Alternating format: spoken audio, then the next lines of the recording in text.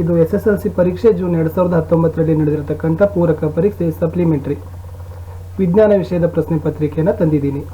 ಇದಕ್ಕಿಂತ ಮುಂಚೆ ತಾವು ಹೊಸಬರಾಗಿದ್ದರೆ ದಯಮಾಡಿ ನನ್ನ ಚಾನಲ್ಗೆ ಸಬ್ಸ್ಕ್ರೈಬ್ ಮಾಡಿ, ಬೆಲ್ ಐಕಾನನ್ನು ಒತ್ತಿ. ಇದರಿಂದ ಮುಂಬರ್ತಕ್ಕಂಥ ಎಲ್ಲ ವಿಡಿಯೋಗಳ ನೋಟಿಫಿಕೇಶನ್ ನಿಮಗೆ ಸಿಗುತ್ತೆ. ನನ್ನ ಯೂಟ್ಯೂಬ್ ಚಾನಲ್ ಮೂಲಕ ಎಲ್ಲ ವಿಷಯದ ಪಾಸಿಂಗ್ ಪ್ಯಾಕೇಜ್ಗಳ ವಿಡಿಯೋಗಳಿದ್ದಾವೆ. ಹಿಂದಿ ಮತ್ತು ಸಮಾಜ ವಿಜ್ಞಾನದ ನೋಟ್ಸ್ ಇದ್ದಾವೆ, ಕ್ವಶನ್ ಆನ್ಸರ್ಸ್ ಇದ್ದಾವೆ, ಗ್ರಾಮರ್ ಇದ್ದಾವೆ. NTSC NMMSಗಂತೂ ಭಾಳಷ್ಟು ಸೂಕ್ತವಾಗಿರ್ತಕ್ಕಂಥ ವಿಡಿಯೋಗಳಿದ್ದಾವೆ, ತಾವುಗಳು ನೋಡ್ಬೋದು. ಅಷ್ಟೇ ಅಲ್ಲದೆ ನನ್ನ ಒಂದು ಟೆಲಿಗ್ರಾಮ್ ಗ್ರೂಪ್ಗೆ ತಾವುಗಳು ಜಾಯಿನ್ ಆದರೆ ಭಾಳಷ್ಟು ವಿಡಿಯೋಗಳ ಲಿಂಕ್ಗಳನ್ನು ನಾನು ಡೈಲಿ ಶೇರ್ ಮಾಡ್ತಾ ಇರ್ತೀನಿ. ಆ ಟೆಲಿಗ್ರಾಮ್ ಲಿಂಕನ್ನು ಈ ವಿಡಿಯೋದ ಡಿಸ್ಕ್ರಿಪ್ಷನ್ ಬಾಕ್ಸ್ನಲ್ಲಿ ಹಾಕಿದ್ದೀನಿ. ತಾವುಗಳು ಆ ಟೆಲಿಗ್ರಾಮ್ ಗ್ರೂಪ್ಗೆ ಜಾಯಿನ್ ಆಗ್ಬೋದು. ಇವತ್ತು ಇದಕ್ಕಿಂತ ಮುಂಚೆ ತಾವುಗಳು ನಾನು ಹಿಂದಿ ತೃತೀಯ ಭಾಷೆ ಹಿಂದಿ ಜೂನ್ 2019ರ ಒಂದು ವಿಡಿಯೋವನ್ನು ಅಪ್ಲೋಡ್ ಮಾಡಿದ್ದೀನಿ. ತಾವು ನೋಡದೇ ಇದ್ದರೆ ಮೇಲೆ ಐ ಬಟನಲ್ಲಿ ಆ ವಿಡಿಯೋ ಸಜೆಸ್ಟ್ ಆಗ್ತಾ ಇದೆ, ನೋಡ್ಬೋದು. ಅಷ್ಟೇ ಅಲ್ಲದೆ ಜೂನ್ 2019ರಲ್ಲಿ ನಡೆದಿರ್ತಕ್ಕಂಥ ಎಲ್ಲ ವಿಷಯಗಳ ಒಂದು ಪ್ರಶ್ನೆ ಪತ್ರಿಕೆ ಮಾದರಿ ಉತ್ತರಗಳನ್ನು ಹಾಕಿದ್ದೀನಿ. ಅದರದ್ದು ಪ್ಲೇಲಿಸ್ಟನ್ನು ಮೇಲೆ ಐ ಬಟನಲ್ಲಿ ಸಜೆಸ್ಟ್ ಆಗ್ತಾ ಇದೆ, ಅಲ್ಲಿ ಒತ್ತಿ ತಾವುಗಳು ನೋಡ್ಬೋದು. ಇದು ವಿಜ್ಞಾನ ವಿಷಯದಲ್ಲಿ ನೋಡೋಣ. ವಿಜ್ಞಾನದಲ್ಲಿ ಮೊದಲಿಗೆ ಭೌತಶಾಸ್ತ್ರದ ಪ್ರಶ್ನೆ ಮತ್ತು ಉತ್ತರಗಳು ಯಾವುವು ಅಂತ ನೋಡೋಣ. ಪ್ರಶ್ನೆ 4 ಸರಿಯಾಗಿರ್ತಕ್ಕಂಥ ಉತ್ತರ ಇತ್ತು ಸಿ ಜೈವಿಕ ಅನಿಲ ಸ್ಥಾವರ. ವಿಡಿಯೋವನ್ನು ತಾವು ಪಾಸ್ ಮಾಡಿ ಬರಲಿಕ್ಕೆ ಪ್ರಯತ್ನವನ್ನು ಮಾಡಿ. ಪ್ರಶ್ನೆ 7 ಇದೆ. ಸೊ ಪ್ರಶ್ನೆ 7ರಲ್ಲಿ ನಿರ್ಗಮ ಕಿರಣವನ್ನು ಗುರುತಿಸಬೇಕಾಗಿತ್ತು. ಅದರ ಉತ್ತರ ಬಂದ್ಬಿಟ್ಟು CD ಅಂತಕ್ಕಂಥದ್ದು ನಿರ್ಗಮ ಕಿರಣ ಆಗಿದೆ. ಪ್ರಶ್ನೆ 9ರ ಸರಿಯಾಗಿರ್ತಕ್ಕಂಥ ಉತ್ತರ ಇತ್ತು B9:1. 11 ಇದೆ. ಸೊ 11ರಲ್ಲಿ ತಾವುಗಳು ಅನುರೂಪ ಕಾರ್ಯಗಳನ್ನು ಹೊಂದಿಸಿ ಬರೆಯಿರಿ ಮಾದರಿ ಪ್ರಶ್ನೆಗಳಿತ್ತು. ಅದಕ್ಕೆ ಸರಿಯಾಗಿರ್ತಕ್ಕಂಥ ಉತ್ತರ ಇತ್ತು ಆಯ್ಕೆ ಸಂಖ್ಯೆ ಇಲ್ಲಿ ಇದ್ದಾವೆ. A4 ಇದೆ, B5 ಇದೆ, C1 ಮತ್ತು D2. ಇನ್ನು 12ರಲ್ಲಿ ಗೋಳೀಯ ದರ್ಪಣದ ವಕ್ರತಾ ಕೇಂದ್ರ ಅಂದ್ರೆ ಏನಂತ ವ್ಯಾಖ್ಯೆಯನ್ನು ಕೇಳಿದ್ದಾರೆ. ಪ್ರಶ್ನೆ 15ರಲ್ಲಿ ಮಾನವನ ಕಣ್ಣಿನ ಪಾಪೆಯ ಕಾರ್ಯವೇನು ಅಂತ ಕೇಳಿದ್ದಾರೆ. 17ರಲ್ಲಿ ರೋಧವನ್ನು ಮತ್ತು ವಿದ್ಯುತ್ ಪ್ರವಾಹವನ್ನು ಲೆಕ್ಕಾಚಾರ ಮಾಡಲಿಕ್ಕೆ ಕೇಳಿದ್ದಾರೆ. ಸೊ ಇದು ಕೂಡ 2 ಅಂಕದ ಪ್ರಶ್ನೆ ಇತ್ತು. ಮುಂದೆ ಪ್ರಶ್ನೆ ಸಂಖ್ಯೆ 22ರಲ್ಲಿ ಟೆಂಡಾಲ್ ಪರಿಣಾಮ ಅಂತ ಕೇಳಿದ್ದಾರೆ. ಮತ್ತು ಆಯ್ಕೆ ಇನ್ನೊಂದು ಪ್ರಶ್ನೆಯಲ್ಲಿ 2 ಪ್ರಶ್ನೆ ಇದ್ದಾವೆ ಅದರಲ್ಲಿ. ಸೊ ಪ್ರಶ್ನೆಗಳನ್ನು ನೋಡ್ಕೊಡ್ರಿ. ಸೊ ಇಲ್ಲಿ ಉತ್ತರಗಳನ್ನು ಕೆಳಗಡೆ ಇದ್ದಾವೆ. ಸೊ ಉತ್ತರಗಳನ್ನು ಒಂದ್ಸರಿ ನೋಡಿದ್ರೆ ತಾವುಗಳು ಏನು ಮಾಡ್ಬೋದಪ್ಪ ಅಂತಂದರೆ ಬರಿಬಹುದು. ಪ್ರಶ್ನೆ 25ರಲ್ಲಿದೆ ಒಂದು ವಿದ್ಯುತ್ ಮೋಟಾರ್ನ ಚಿತ್ರವನ್ನು ಬರೆದು ಅದರಲ್ಲಿ ಕುಂಚಗಳು ಮತ್ತು ವಿದ್ಯುತ್ ಕೋಶವನ್ನು ಗುರುತಿಸಬೇಕಾಗಿದೆ. ಪ್ರಶ್ನೆ 28 ಶಕ್ತಿಯ ಉತ್ತಮ ಆಕಾರದ ಗುಣಲಕ್ಷಣಗಳನ್ನು ಪಟ್ಟಿ ಮಾಡಿ. 2 ಅಂಕಕ್ಕೆ ಇರತಕ್ಕಂಥ ಪ್ರಶ್ನೆ ಇತ್ತು. ಪ್ರಶ್ನೆ 31ರಲ್ಲಿನೂ ಕೂಡ ತಮಗೆ ಒಂದು ರೇಖಾಚಿತ್ರವನ್ನು ಕೊಟ್ಟಿದ್ದಾರೆ. ಸೊ ಪ್ರತಿಬಿಂಬವನ್ನು ತೋರಿಸ್ತಕ್ಕಂಥ ರೇಖಾಚಿತ್ರ ಬರೆಯಿರಿ ಅಂತ ಕೇಳಿದರು. 34ಕ್ಕೆ ಹೋಗೋಣ.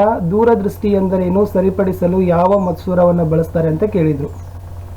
28ರಲ್ಲಿ ಮಸೂರದಿಂದ ಉಂಟಾಗ್ತಕ್ಕಂಥ ವರ್ಧನೆಯನ್ನು ಕಂಡುಹಿಡಿಯೋ ಪ್ರಶ್ನೆ ಇತ್ತು.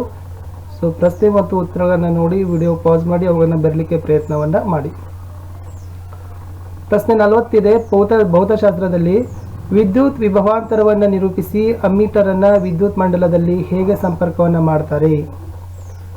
ಮತ್ತು ಓಮ್ನ ನಿಯಮವನ್ನು ಕೇಳಿದ್ದಾರೆ. ಭಾಳ ಇಂಪಾರ್ಟೆಂಟ್ ಇದೆ ಓಮ್ನ ನಿಯಮ.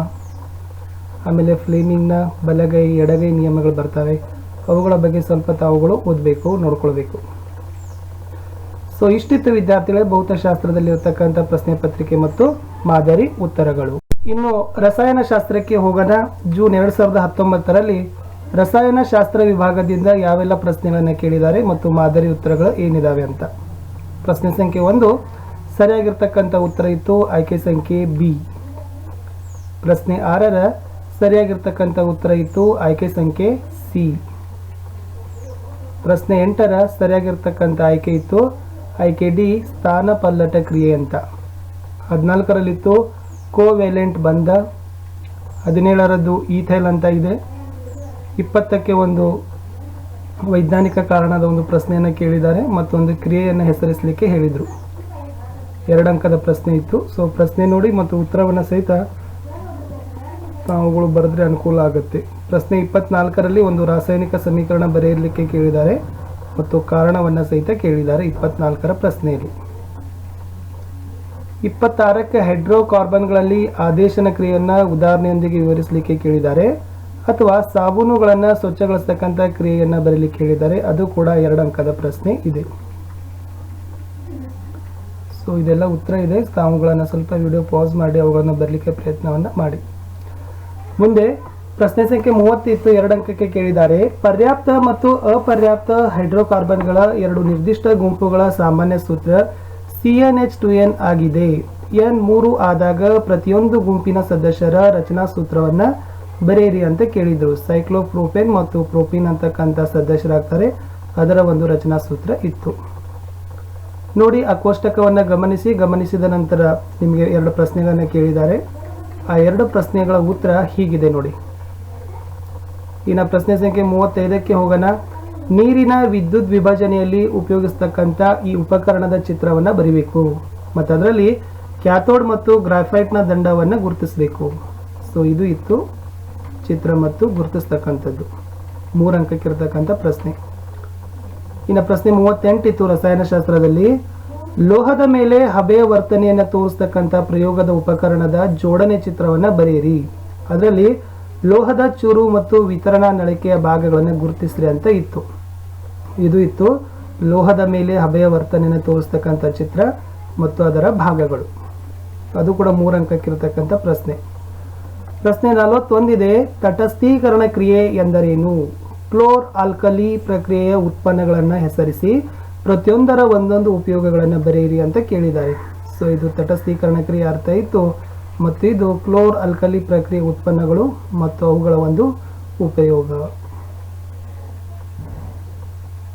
ಇದೆಲ್ಲ ರಸಾಯನಶಾಸ್ತ್ರದಲ್ಲಿ ಇರ್ತಕ್ಕಂಥ ಪ್ರಶ್ನೆಗಳು ಇದ್ದವು. ಜೀವಶಾಸ್ತ್ರದ ಪ್ರಶ್ನೆಗಳ ಬಗ್ಗೆ ನೋಡ್ಕೊಂಡು ಬರೋಣ. ಈಗ ನಾವು ಭೌತಶಾಸ್ತ್ರ ಆಯಿತು, ರಸಾಯನಶಾಸ್ತ್ರ ಆಯಿತು, ಇನ್ನು ಜೀವಶಾಸ್ತ್ರದ ಪ್ರಶ್ನೆ ಮತ್ತು ಉತ್ತರಗಳು. ಪ್ರಶ್ನೆ 1 ಇತ್ತು ನೋಡಿ. ವಿದಳನ ಕ್ರಿಯೆಯಿಂದ ಮಾತ್ರ ಸಂತಾನೋತ್ಪತ್ತಿ ನಡೆಸ್ತಕ್ಕಂಥ ಜೀವಿಗಳ ಗುಂಪನ್ನು ಆಯ್ಕೆ ಮಾಡಬೇಕಿತ್ತು. Option D is the right answer. ಅದಕ್ಕೂ 1 ಅಂಕದ ಪ್ರಶ್ನೆ ಇತ್ತು. ಪ್ರಶ್ನೆ 3 ಇತ್ತು. ಸಣ್ಣ ಕರುಳಿನಲ್ಲಿ ನಡೀತಕ್ಕಂಥ ಜೀರ್ಣಕ್ರಿಯೆಗೆ ಸಂಬಂಧಿಸಿರ್ತಕ್ಕಂತೆ ಸರಿಯಾದ ಹೇಳಿಕೆಯನ್ನು ಗುರುತಿಸೋದಿತ್ತು. ಅದು ಇತ್ತು ಆಮ್ಲೀಯ ಆಹಾರ ಪಿತ್ತರಸದಿಂದಾಗಿ ಕ್ಷಾರೀಯವಾಗ್ತದೆ ಅಂತಕ್ಕಂಥದ್ದು ಸರಿಯಾದ ಉತ್ತರ ಇತ್ತು. ಆಯ್ಕೆ ಎ. ಪ್ರಶ್ನೆ 5ರಲ್ಲಿ ಆಹಾರ ಸರಪಳಿಯನ್ನು ಗಮನಿಸಬೇಕಿತ್ತು. ಅದು 5J ಅಂತಕ್ಕಂಥದ್ದು ಸರಿಯಾದ ಉತ್ತರ ಇತ್ತು. ಪ್ರಶ್ನೆ 10ರಲ್ಲಿ ಇಲ್ಲಿ ಬಟಾಣಿ ಸಸ್ಯಗಳ ವಿಭಿನ್ನ ರೂಪದ ಕೋಷ್ಟಕವನ್ನು ಕೊಟ್ಟಿದ್ದಾರೆ.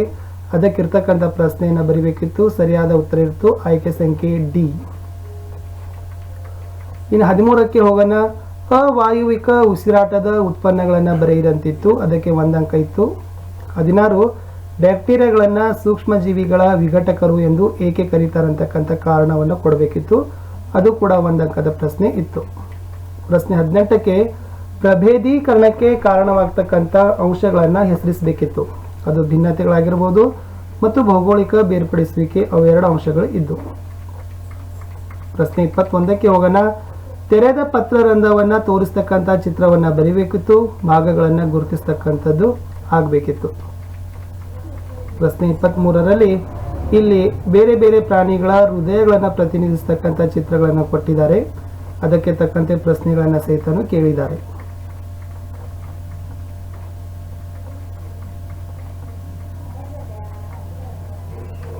ಉತ್ತರ ನೋಡಿ ವಿಡಿಯೋ ಪಾಸ್ ಮಾಡಿ ಅದಕ್ಕೆ ಬರಿಕೊಳ್ಳಿಕ್ಕೆ ಪ್ರಯತ್ನವನ್ನು ತಾವು ಮಾಡಬೇಕು. ಪ್ರಶ್ನೆ 27ಕ್ಕೆ ಹೋಗೋಣ. ನ್ಯೂರಾನ್ ರಚನೆ ಚಿತ್ರವನ್ನು ಬರಿಬೇಕು. ಭಾಗಗಳನ್ನು ಗುರುತಿಸಬೇಕು.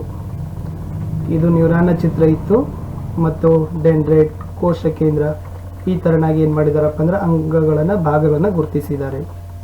29ರಲ್ಲಿ ಒಬ್ಬ ವ್ಯಕ್ತಿಯ ಸಂತಾನ ಫಲವತ್ತತೆಯ ನಿರ್ವಹಣೆಯಲ್ಲಿ ಅವುಗಳ ಬಗ್ಗೆ ಕಾರಣಗಳನ್ನು ಕೇಳಿದ್ದಾರೆ. ಪ್ರಶ್ನೆ ಇತ್ತದು.